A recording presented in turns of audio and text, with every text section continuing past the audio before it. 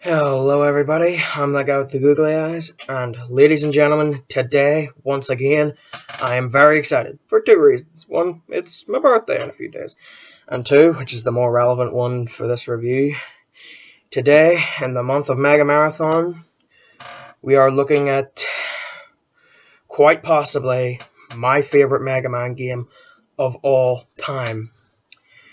A game that since first playing, I've replayed more than any other game. Today, we're taking a look at the underappreciated SNES classic, Mega Man 7.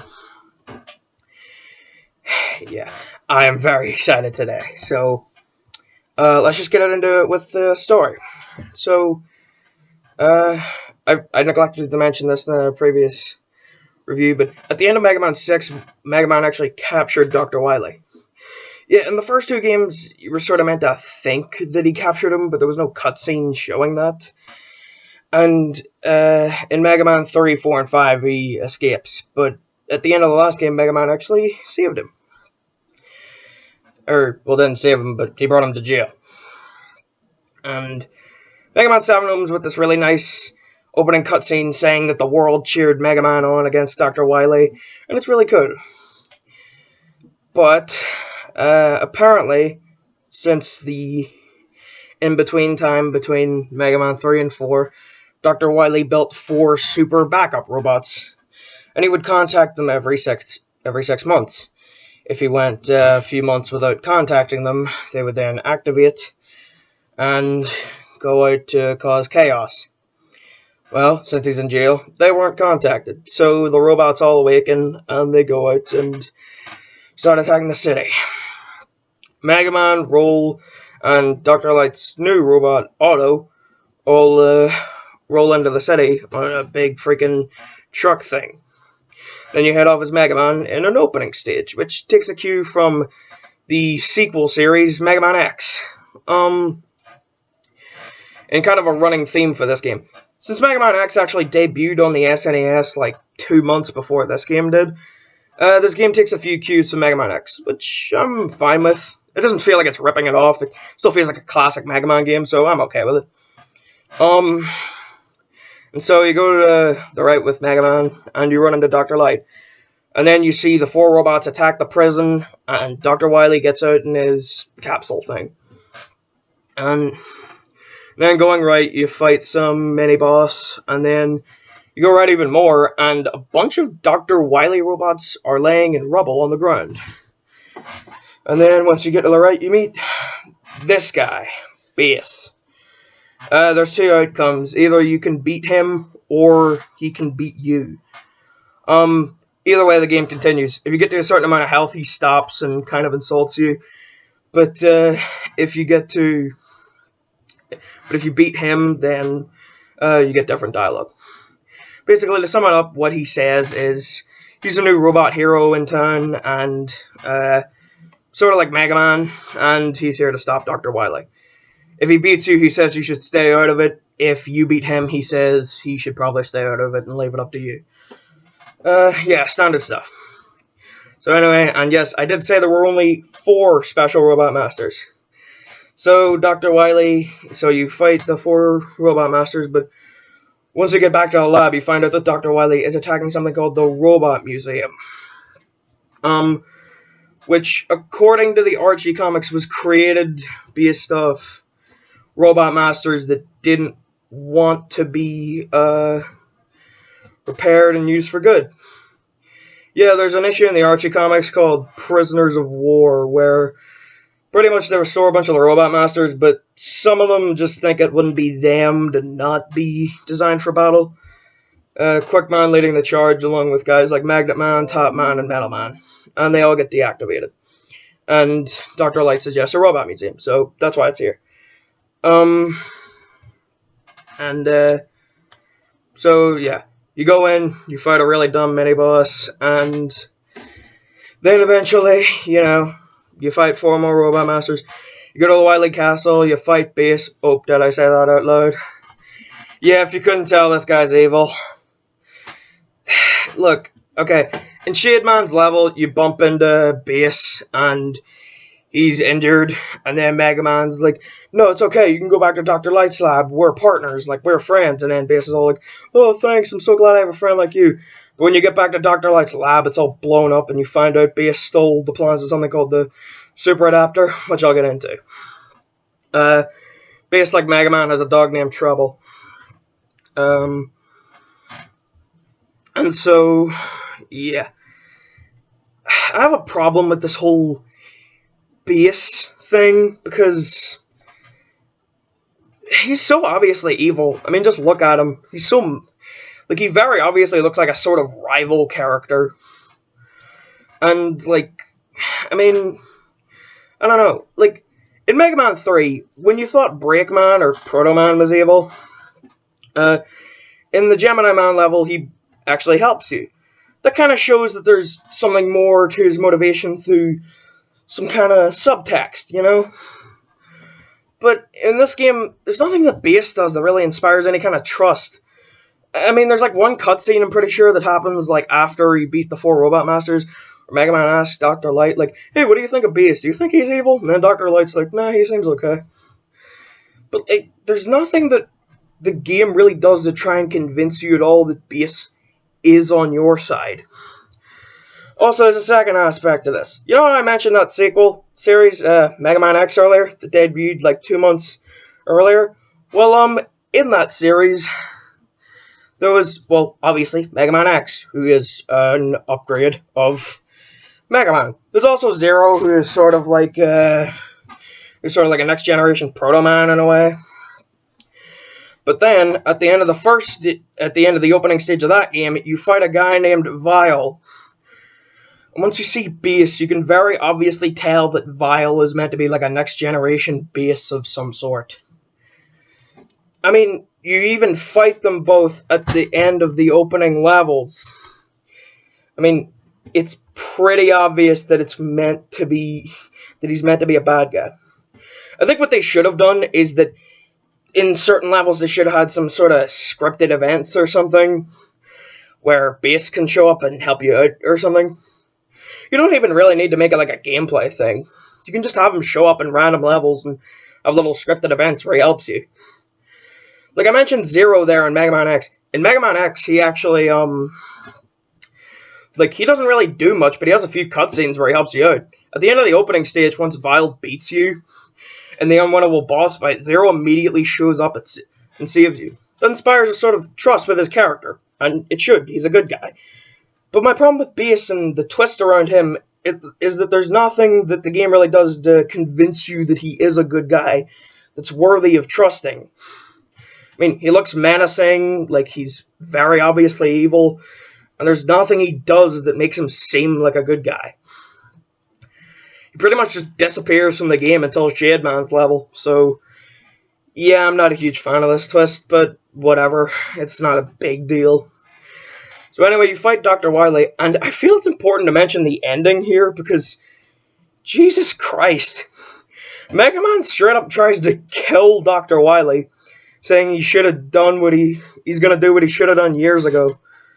Dr. Wily says that robots can't harm humans. And, okay, I'm aware that this is a mistranslation of sorts where they changed the dialogue, but Mega Man says, I am more than a robot, die, Wily. It's weirdly intense. The castle ends up sort of self-destructing, and Trouble and Bass save Wily. And, Mega Man leaves the castle, and burning behind him, and looking really pissed off. So yeah, that's the story. Again, not anything amazing, and I'm not super fond of the whole Bass twist, but yeah, it's okay. But anyway, let's go on to the gameplay. Or actually, you know what? Let's do something different and talk about the presentation first, because, oh boy, there's a good bit to talk about here. So, I absolutely love this game's graphics. The graphics are gorgeous. One complaint that people used to say is that Mega Man's sprite is too big, which really doesn't make any sense. Like, all the sprites in the game are rather large, and the entire game is designed around it. Like, in the 8-bit Mega Man games, all the sprites were kind of tiny. Like Mega Man, Proto Man, Bass, they were all pretty small. like if you play Mega Man 9 or 10. And in this game, because it's 16-bit and the graphics are updated, they all have much larger sprites. But I don't really get the complaint about it. Like, this isn't a game that's designed like the 8-bit Mega Man games where it's designed for like smaller sprites. Every character in the game has larger sprites. The entire game is designed around it. So, yeah. But the graphics are gorgeous. They're really detailed. They look really nice. I always thought 8-bit Mega Man looked really great for the NES, but god damn, Mega Man 7 looks spectacular for the SNES.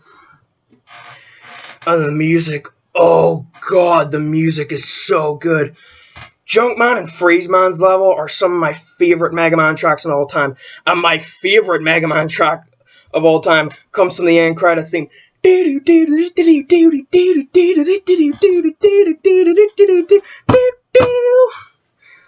The music in this game is so good. Seriously, easy 10 out of 10. Give that shit a listen on YouTube. But anyway, let's get on to the gameplay and how much I love it. So I mean, at first glance, yeah, it's Mega Man. Nothing too spectacular. But oh boy, I love it. Like, the levels in this game are great. They all feel really distinct and fun. And, you know, they all feel very distinct for this game. Like, even the more generic stuff, like Freeze Man's level with the ice theme and stuff, even that feels interesting in comparison to, like, other ice levels in Mega Man. And you get really cool shit like Junkman's level, which, despite sort of obviously being a bit similar to Dustman's level, still feels unique in its own way, you know? Shade Man's level is great. I really love Spring Man and the excessive springs and the sort of toy box theme it has going on. Overall, I really, really love this game's levels. But, so pretty much, you know how I said that this game kind of cribs from Mega Man X? Well, that's because this game has more exploration than your typical Mega Man game. So remember the Rush, Flight, and Power Adapter in Mega Man 6? Well, in this game, they're combined into something called the Super Adapter. Yeah, in the first 4 Robot Master stages, there are R, U, S, and H plates, which obviously spell Rush. And if you get them all, you get the Super Adapter. And which pretty much allows you to charge up, you know, shoot the fist, and now you can fly. The flight isn't really as useful as Mega Man 6. And the punch can't, and there's no breakable blocks for the punch anymore, but it still is a really nice addition. Plus there's even an upgraded punch you can get, which gives it further range and homing capabilities, so yeah. And, well, obviously, you have to explore the levels for these. I mean, they aren't super hidden, but it's a nice addition. I like the little added exploration, you know? Plus it feels different enough from the armor in Mega Man X that I can forgive it. And it doesn't feel super OP or super necessary at the same time. It's just kind of a useful addition for players who want to explore a little. And there's even more exploration for that. As I said, you can find, like, Rush has a new ability called Rush Search. I don't find it super useful, but in a few areas in the game you can find certain items which, what is it? Yeah, by digging. And one of them is actually, fucking, the homing rocket punch. Although at the same time, there is actually a shop in this game where you can buy items. Yeah, in every level you get, screws and stuff by killing enemies and just finding them. In Springman's level, there's like a big-ass bolt thing you can find by exploring. Again, I like the exploration. But once you get that and you bring it back to Otto, he will make a bunch of the items half off, as well as introduce new items. Again, like stuff like the homing punch. It's a cool addition. You know, for players who don't really want to like explore that much, I like that you can that there's like an alternative to that where you can just get screws. Plus, screws are actually pretty easy to find. They're actually a bit too easy. Like, really, you can just grind in some levels and stock up on E-Tanks. Specifically in Cloudmans. They bring back the birds that drop the eggs from Mega Man 2, and realistically, there's one segment in the level where I just charge up my Buster, kill all the birds, get a bunch of screws, go back, charge up the Buster, kill all the birds, get a bunch of screws. It's pretty easy to rack up screws. Like, literally every time I go to Cloudman stage in this game, I leave with like 999 bolts. It is insane. But, yeah. So I like that this game adds a bit of exploration. A lot of it is actually done with your special weapons. The Robot Master that I always go to first, Freeze Man, his weapon can have an effect on Cloudman's level. Yeah, there's a bit with these sort of like invisible platforms until you walk on them, where then you see like a little bit of them. But if you use Freeze Man's weapon on the thing that changes the weather, you can make it snow, and then you can see all the platforms, which allows you to find one of the rush plates. Again, it's cool stuff like this, like interacting with the level through your weapons. This is what makes a great Mega Man game. I love this kind of stuff. And you can use Turbo Man's level in what is it? You can use it in Slash Man's level to find Beat the Bird from Mega Man 5 and 6. I actually didn't mention him in those, I don't think, so yeah, Dr. Cossack after Mega Man 4 designed a bird companion.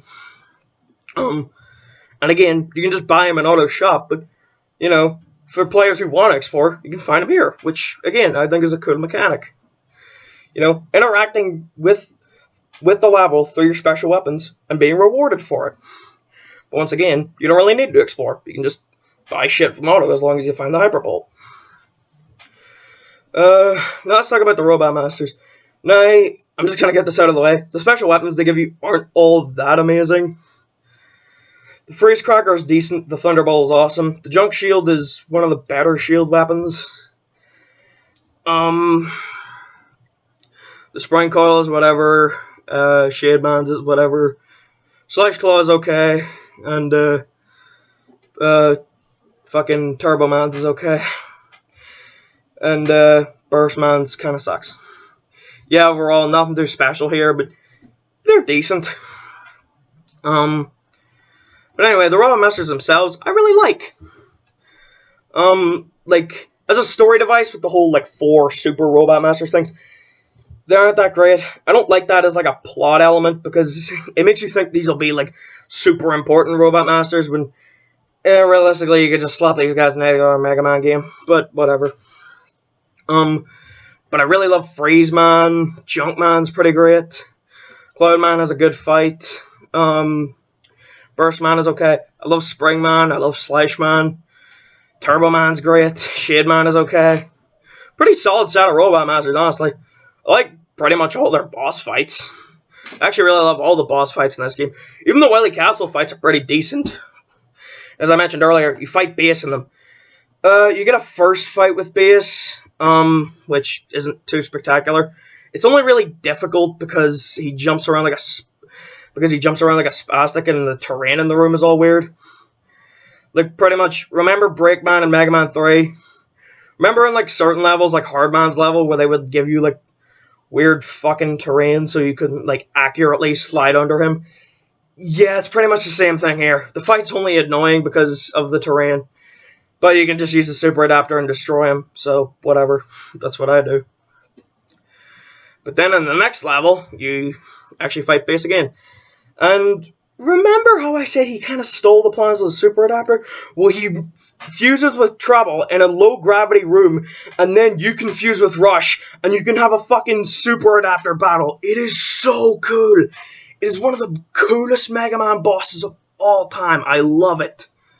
One of my favorite things to do is actually fight him Buster only. It adds an extra layer of challenge, which I really love. Yeah, as I said, the room is low gravity, and it's, like, super big, and there's all these platforms, so it's really fun to just run around charging the Buster and trying to avoid Bass while he's, like, flying around and charging at you. It's awesome. Although, I will admit, the Wily Castle on this kind of cribs a little, again, from Mega Man X. And, by that I mean, well, remember Vile? Well, yeah, in Mega Man X1, you fight him, like, midway through Sigma Castle 1. Like, he still counts as like an actual boss with an actual health bar, not a mini boss, but you only fight him like halfway through it. Well, you do the same thing with base, and like the first Wily Fortress, you fight him like midway through it, and then later on when you have the Super Adapter battle, again you fight him midway through it, but he has health bars both times. But that said, they're still really great fights, and including the one with Vile for that matter. But yeah. I would say that's probably this game's sort of biggest problem in a way. It kind of cribs a little too much from games like Mega Man X and even other Mega Man games. As I said in Cloudman's level, they bring back some enemies from older Mega Man games, but I'm kind of more fair to it because this is actually, aside from Mega Man X, this is the first 16-bit Mega Man game. Like, this is the first 16-bit classic Mega Man game. So, to be honest, yeah, I'm fine with it. I think it's fine to kind of, like, repeat some things just to show them in this sort of next generation way. So yeah, I'm fine with them bringing back enemies from like Airman's level. It's something that's okay in my book. But yeah, anyway, I really love the gameplay in this game. I love the bosses. I love the stages. The weapons are pretty good. I love the presentation. The story is decent. Overall, I just really fucking love this game. And yeah, I know I forgot the score in the last 3 videos like a dipshit, but there's no way I'm forgetting the score for this game. Easy 10 out of 10. One of my top 5 favorite games of all time. And with that, next time we're going on to Mega Man 8. Yeah, nothing from here on out's really going to live up to 7, unfortunately, but that's not to say they're not great games in their own right. So anyway, I'm that guy with the googly eyes. See you guys next time. If you like the video, leave a like. If you want to see more videos from me, consider subscribing.